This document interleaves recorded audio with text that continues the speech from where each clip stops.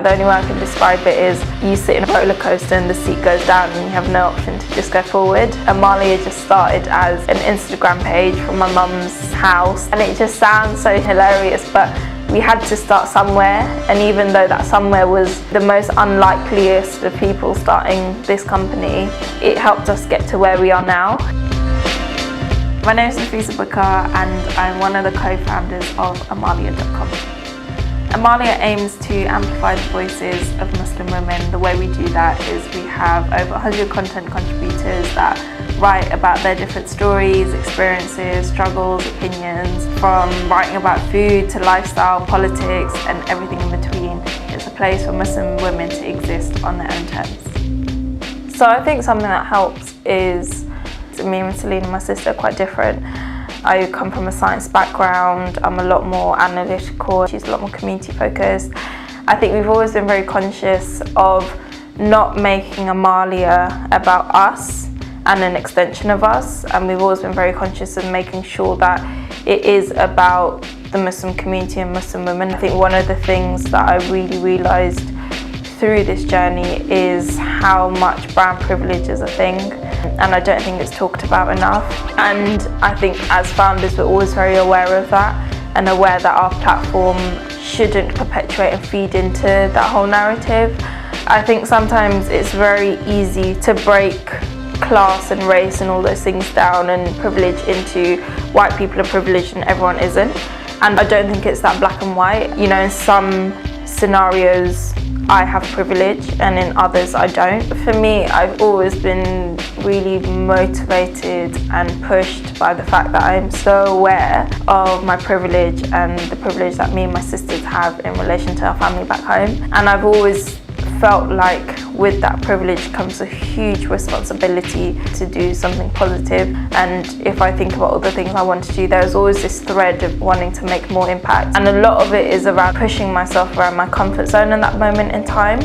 I think when I was at uni revising for exam, hard work was the number of hours I pulled, and I guess it kind of worked. But I think in the real world, the hard work's not always defined by the number of hours, because it's not all about this mental cramming of notes. And for me, some weeks, hard work is sending out the 100 emails and it's really tedious. Other weeks, hard work is sitting down and really figuring out what everyone in this team should be doing and what their focus is. I think one of the things with running a company is at any given time there are 100 things that need to be done.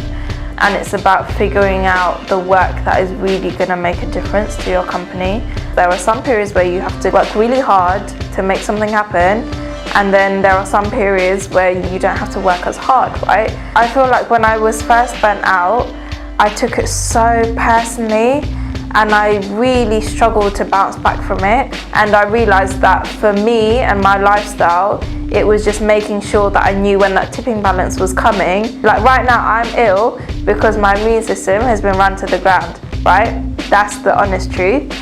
And I know it's really bad and my sister always tells me off about it. But if this was like 2 years ago, I would have taken that really personally, and I would have taken that as this is a sign that you are not cut out for this process of starting a business. But now I'm like, okay, learn from it and sort your stuff out. We don't hear difficult stories enough, and what ends up happening is people who are starting a journey just think they're weak, they think they're not cut out, they don't think they're the right person, they think it's not okay that they're crying about whatever it is that they can't do.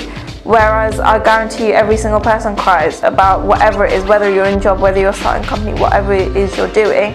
Everyone gets frustrated, everyone gets upset, but no one talks about those emotions. Some days or some weeks or some months even, I will not want to do what I'm doing, but I've got to keep moving forward. That's not a signal for you to quit.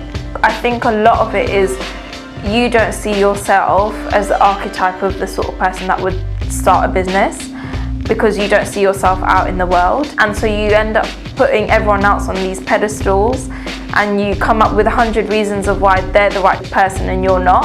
And honestly, that was my biggest thing. Like, oh no, I can't code, I can't make a website, I can't start a business, I can't raise money, I can't manage a team. Like the can'ts are just endless. One of the biggest lessons I've learned is just don't put anyone on the pedestal. Like no one knows what they're doing any more than you do. Sometimes it feels like people want the blueprint. How did you start Amalia? What did you do? And then what did you do? And I get it, because I used to do exactly that. But the reality is no one can give you the blueprint to start a business. Everyone's journey is going to be different, and you've just got to start. For me, my start was saying, no, I'm not going to get a corporate job because I'm going to give myself some time to figure things out. And I think sometimes people are looking for that big leap that they need to take to start a business or their project. And sometimes it is the tiniest tiptoe. Often you have more than one path in front of you, and it's about which path brings me that little bit closer to being able to do what I want to do.